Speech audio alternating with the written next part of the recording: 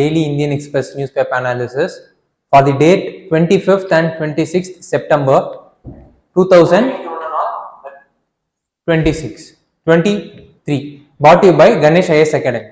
Okay, let's get into the today's newspaper analysis. So these are all the articles which we are going to have an analysis in the upcoming slides. Have a look at it. Okay, let's get into the each and every topic's analysis. First news is trends in India's labor market.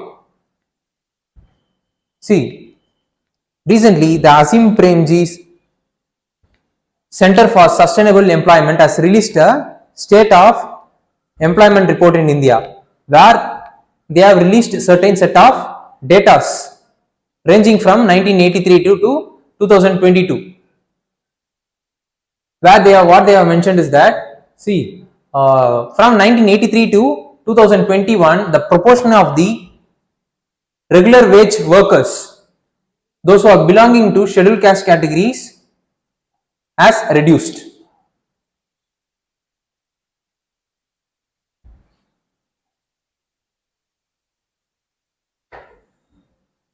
Those who have been involved in the regular wage categories, those people who are belonging to scheduled caste, has increased. Sorry, not decreased, it has increased.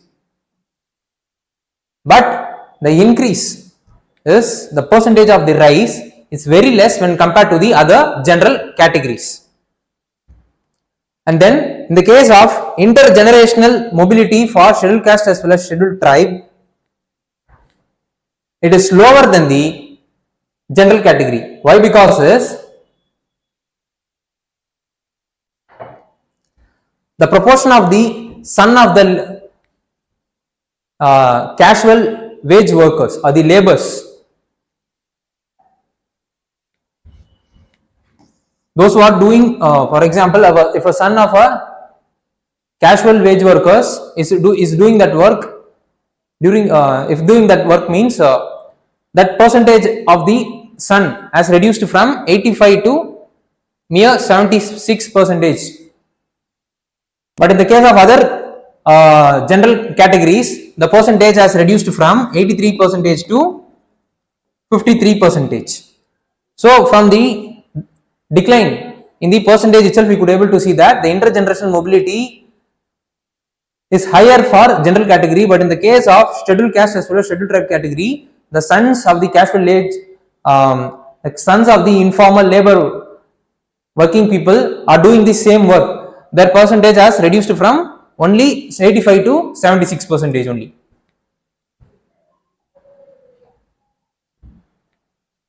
And then it has been found out that there has been over representation of women in certain sectors like tobacco, household with employed persons, and other personal services, etc. And so is the case for the scheduled caste as well as scheduled tribe category persons. But in the end, what is the other major finding is that if the husband incomes has increased means, then the probability of wife being unemployed is also getting increased. Why? Because is the safety, if the family has become sustainable because of the husband's income means, then the most of the female workers are leaving their jobs to look after the household works, and then there is the fall in the probability of wife being employed up to threshold limit of 40,000 per month. For example, if the husband income is 40,000 rupees per month means, then the probability of wife being employed is reduced in that threshold.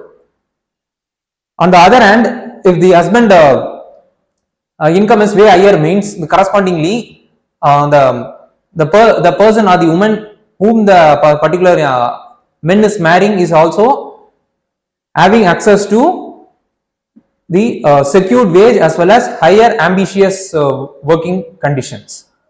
And then the married woman in household with unemployment mother is low. married woman in household with unemployed mother-in-law are 20% as well as 30% in the case of rural as well as urban area less likely to be employed.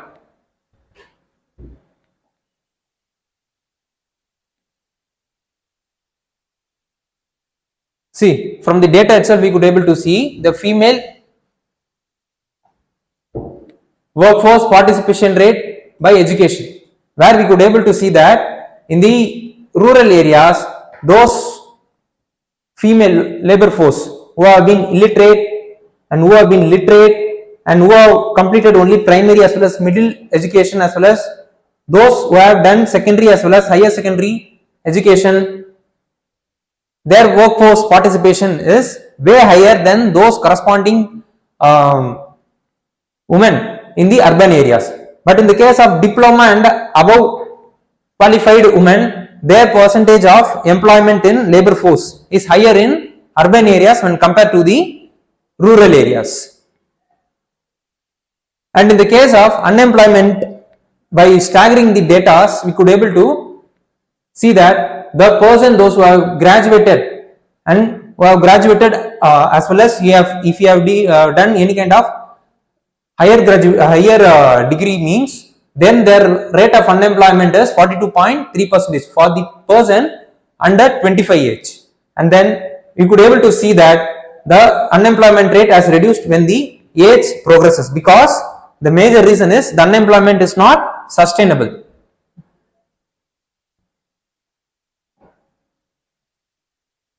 Okay, these are all the data related to the report being released by Asim Premji's Center for Sustainable Employment. So how the news is related to UPSC examination is, under prelims the news is related to economic and social development. Similarly, and the mains it is related to Indian economy and the issues relating to planning, mobilization of resource, growth, development as well as employment.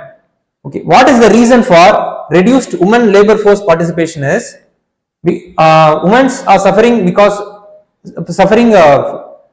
of reduced access to the employment. Similarly, they have less choice for work. Most of their aspirations as well as ambitions have been constrained because of the socio-cultural practices, and then improper working condition is also hindering the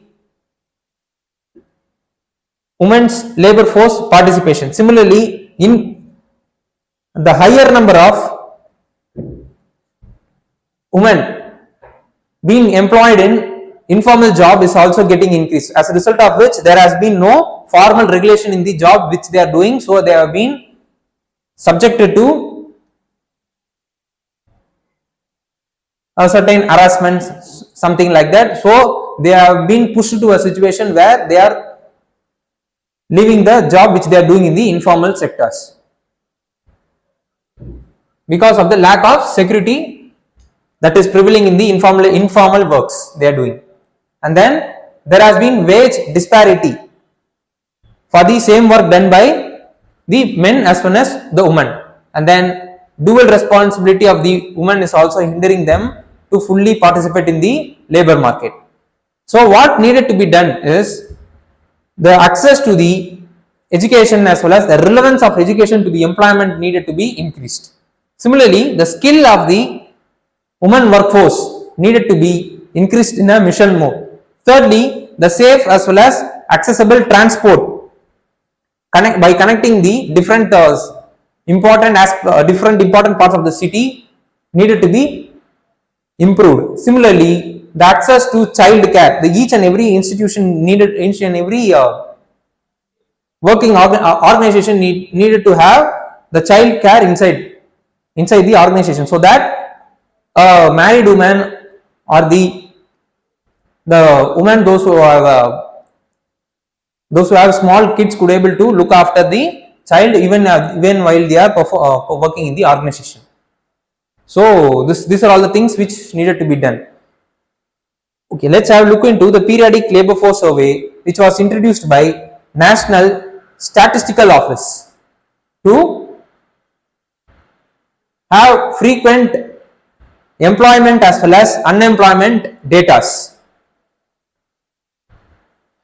So it will able to estimate the key employment as well as unemployment indicators.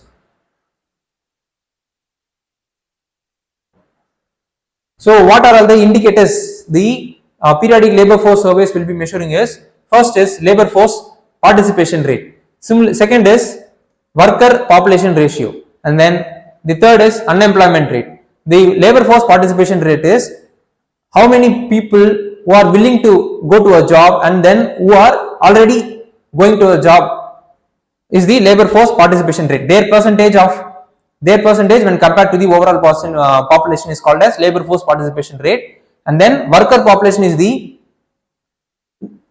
those person who have been employed when compared to the overall population. Then the unemployment rate is those who could not able to get a job, such the percentage of such people compared to the overall labor force. So the periodic labor force survey will be measuring these matrices to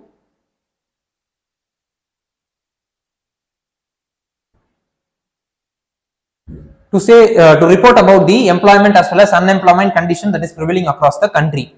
What needed to be studied further is, we should know about the social security of laborers, the schemes being introduced by Government of India. Secondly, we should know about the types of unemployment.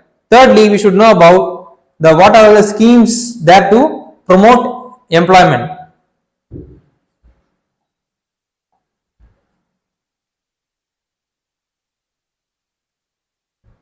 A to Z of GDP.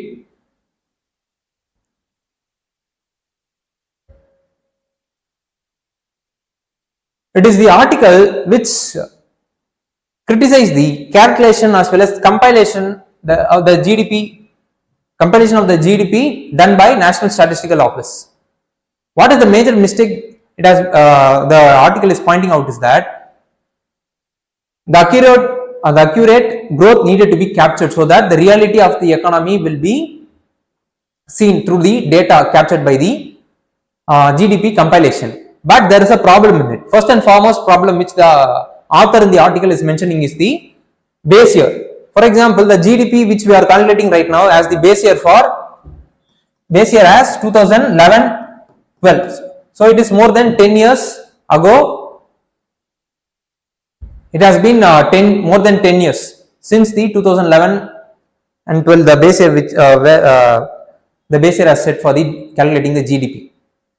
And during the 10 period, the nature of the job and more number of jobs are also been added, more number of redundant job has been chucked out from the economic activity of the system. So these kind of changes has taken place during those 10 years. So by using the old base year, we could able the lot of areas where the economic activities is taking place are not getting properly identified. So there need to be revision of base year every 5 years. This is what the author is suggesting. Secondly, the new data source for compilation needed to be enhanced so that the new areas or the new economic activities where the particular data has been the new economic activities which has been made during those during the previous years, and the data related to the economic activities will be captured because of the new data source used for the compilations. And then thirdly, there need to be supply use tables for validation before releasing the estimates. This supply use tables were not used until now because of the inexperience in using the supply use table by the government. But after a certain period of time and the evolution of the technology, the government has mastered the usage of supply use table. This kind of supply use table needed to be inculcated into the validation of the statistics so that it could able to validate the data before the estimate being released. So how the news is related to examination is, under prelims it is related to economic and social development. Similarly, under mains it is related to Indian economy and issues related to planning, mobilization of resource, growth, development and employment. Okay. Since the news is related to GDP, let's discuss about what is GDP. GDP is the measure of a country's economic activity. The economic activities are the production that takes place within the boundary of the country. So, and it is the sum of the final price of goods as well as services that is produced within the border of the country, and it is measured over, particularly in India, it is measured over market price. And there are two types of GDP. One is real GDP and another is nominal GDP. The real GDP is called constant GDP. Why? Because it reflects the real production that is happening in the system by adjusting it to the inflation of the economy. But in the case of nominal GDP, it will measure the economic activity by taking the current prices that is present in the system. Okay, what is the importance the gross domestic product and its measurement brings to an economy is the first, it could able to measure the economic performances so that we could able to find out where the lag and where we have performed better, so that we could able to make policy accordingly. Similarly, it will act as indicator for economic growth. Thirdly, it will act as a basis for policy making because of the data which we have bought out because of the compilation as well as validation of the GDP.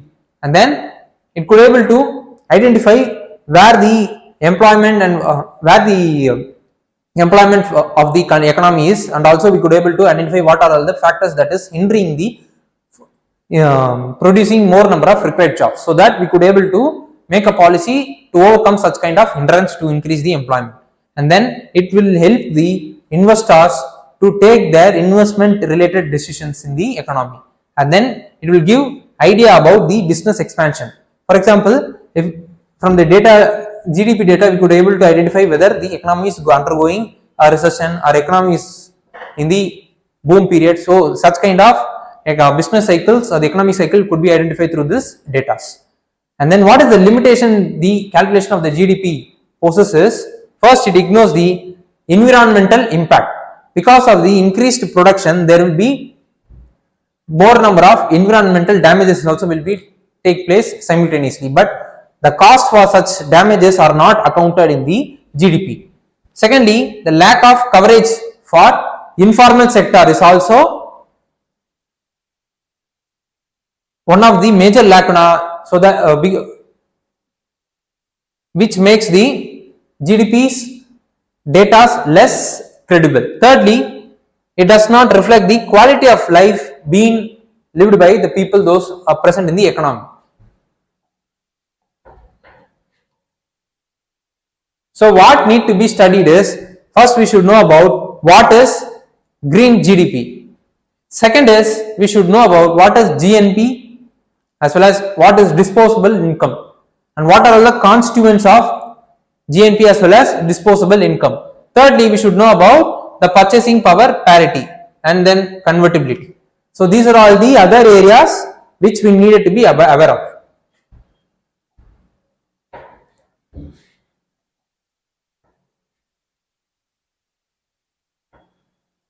Not just oil. See, it is the news article related to the evolution of the India-Saudi relationship in the recent years. See, the India and Saudi relationship has transformed in the last 10 years because of the major investment activities the Saudis trying to make inside the India, and in the India's increased engagement with the Saudis. And then recently they have signed 8 MOUs in the sidelines of G20 summit which was taken place in India.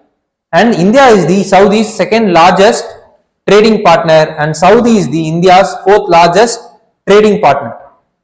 And what is the relationship majorly centered around is energy. Why? Because India depends on 85% of its crude oil need from its import only. So in that the 85% of its crude need are met mostly from the Gulf countries. Among the Gulf countries, Saudi Arabia is the largest exporter of crude oil to India. And then there are large expatriates that has been present in the Saudi. Then the 1,75,000 pilgrim quota for annual Hajj has been given by Saudi. So these are all the other areas apart from the energy where the engagement is happening. And then the crude oil import from the Saudi started initially during 1960s. But during the 1960 to 1990, India imported the lighter crude oil from Iran as well as Iraq. Why? Because the infrastructure that is used to store the crude oil in India is better suited to store the lighter crude oil which is produced in Iran as well as Iraq. But after 1990s, there is steep decrease in the Iraq's export of crude oil to India because of the internal civil conflict that is happening inside the Iraq.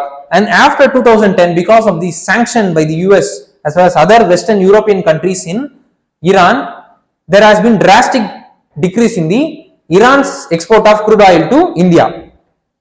So during this time only, the proportion of the crude oil being exported by the Saudi to India has increased. And Saudi during that time has invested in Indian refineries to upgrade itself so that it could able to store the type of crude oil being exported from the Saudi Arabia. And Saudi helped, and apart from the energy related activities, Saudi also helped to extradite the expatriates, those who are present in Sudan, because during the period of the Sudan's civil war.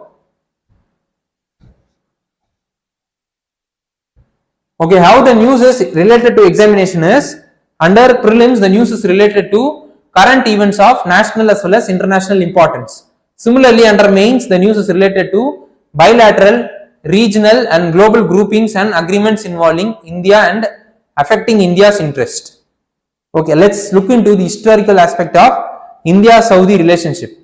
The relationship started during 1947 and it got enhanced during the 2006 visit of King Abdullah to India, where the Delhi Declaration was signed. And Indian Prime Minister visited the Saudi during 2010, and there was a Riyadh Declaration was signed, which elevated the relationship between India and Saudi to strategic partners. And right, apart from the crude oil, Saudi is the major source for LPG to India. And then in the case of maritime engagement, Al Muhammad Al Hindi is the Navy maritime exercise being performed by Indian as well as Saudi Arabian Navy.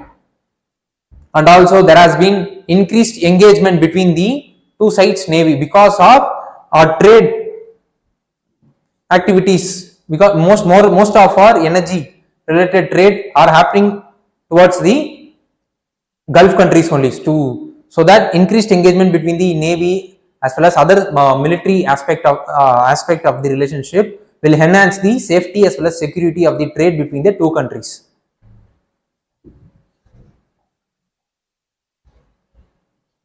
And then in the case of cultural related activity, yoga is accepted as the sports activity in the Saudi. And then as I said, more number of quotas has been given by Saudi Arabia for the Indian pilgrimage for the Hajj. And the 2019, the Strategic Partnership Council was formed, where both the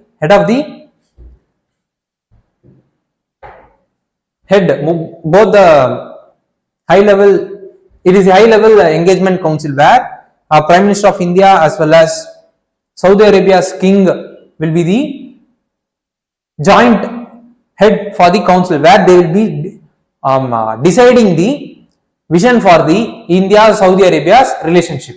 And what is the challenge that is present in the relation is the Chinese factor. Saudi is also engaging with China on the equal foot with the India. Similarly, Saudi is also providing aid to Pakistan. So these are all the concern areas for India's. So what needed to be studied further is we should know about India as well as other Gulf countries relationship. Similarly, we should also know about the Middle East geography. Thirdly, we should know about the Gulf Cooperation Council, who are all the members of it, what is the purpose of its formation as well as its implementation. These are all the areas which we needed to be aware of.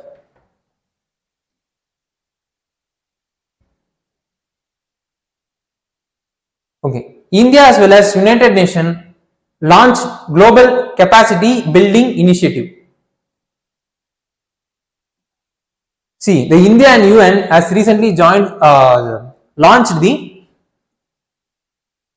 Global Capacity Building Initiative. It is the important topic for prelims angle, where this platform will be used to share the best practices in terms of digital public infrastructure as well as the implementation of the digital policy in India with the other global south countries and many other initiatives being taken by India, and those initiatives, best practices will be shared by India with the other global south countries through this platform.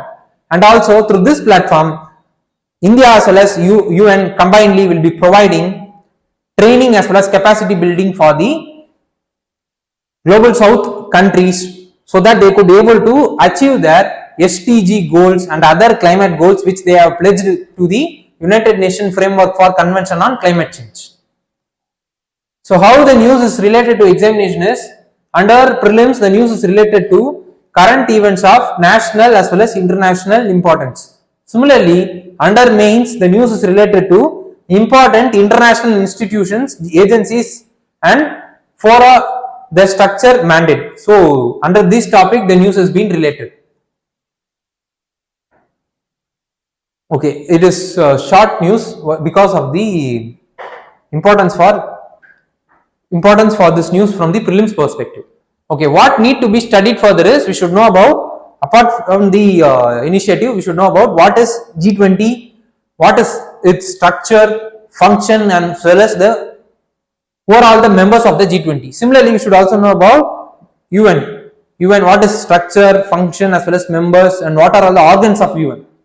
Then thirdly, we should know about what is Global South and why is India is giving more importance to the Global South.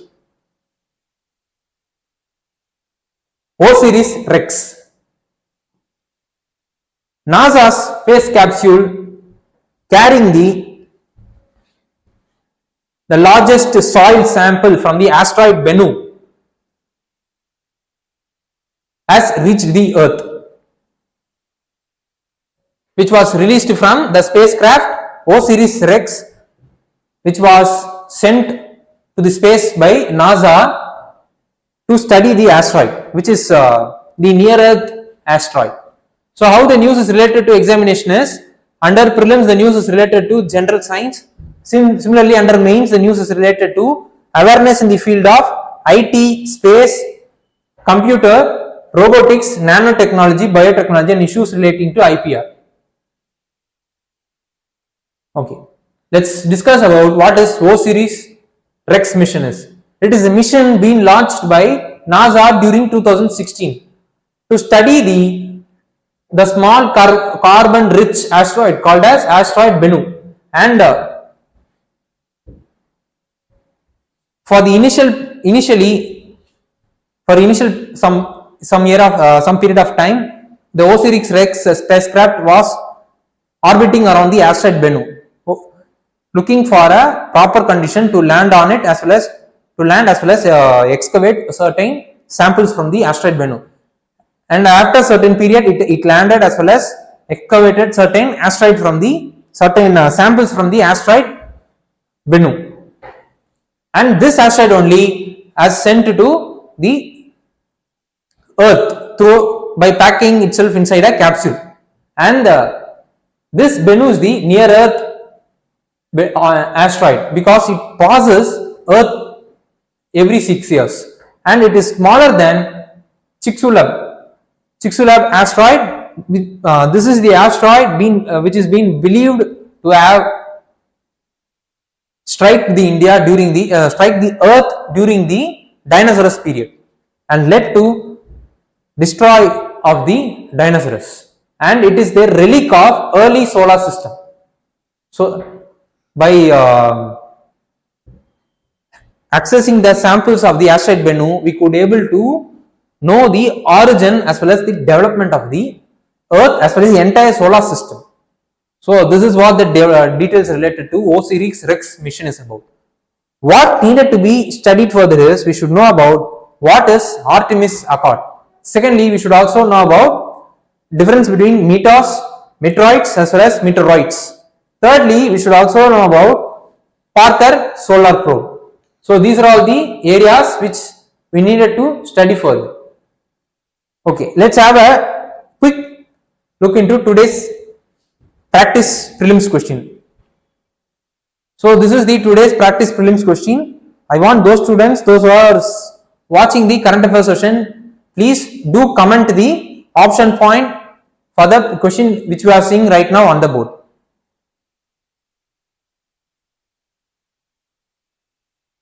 Okay. With this, we have reached the end of today's session. Thank you.